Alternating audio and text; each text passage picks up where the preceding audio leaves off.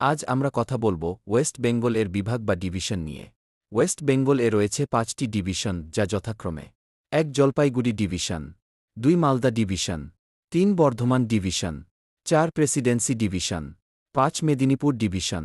Jalpaiguri division এখানে রয়েছে ৫টি জেলা, সেগুলি হল: ১ দার্জিলিং, যেটির সদর দপ্তর রয়েছে দার্জিলিং শহরে; ২ কালিম্পং, সদর দপ্তর রয়েছে কালিম্পং এ; ৩ জলপাইগুড়ি, যার সদর দপ্তর জলপাইগুড়ি; ৪ কুচবিহার, সদর দপ্তর রয়েছে কুচবিহারে; এবং আলিপুর দুয়ার, যার সদর দপ্তর রয়েছে আলিপুর দুয়ার শহরে।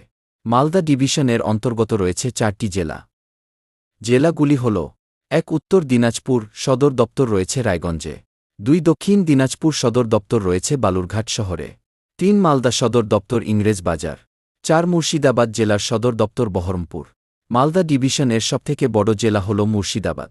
বর্ধমান ডিভিশন এখানে রয়েছে ৪টি জেলা: ১ পূর্ব বর্ধমান, সদর দপ্তর বর্ধমান এ; ২ পশ্চিম বর্ধমান, সদর দপ্তর আসানসোল; ৩ বীরভূম, সদর দপ্তর সিউড়ি; ৪ হুগলি, সদর দপ্তর চুঁচুড়া। প্রেসিডেন্সি ডিভিশনের ৫টি জেলা হল: কলকাতা, যার সদর দপ্তর কলকাতা; ২ হাওড়া, সদর দপ্তর হাওড়া; ৩ নদিয়া, সদর দপ্তর কৃষ্ণনগর; ৪ উত্তর ২৪ পরগনা, সদর দপ্তর বারাসাত; ৫ দক্ষিণ ২৪ পরগনা, সদর দপ্তর আলিপুর। এর মধ্যে দক্ষিণ ২৪ পরগনা হল পশ্চিমবঙ্গের সর্ববৃহৎ জেলা ও কলকাতা ক্ষুদ্রতম জেলা। মেদিনীপুর ডিভিশন এ রয়েছে ৫টি জেলা।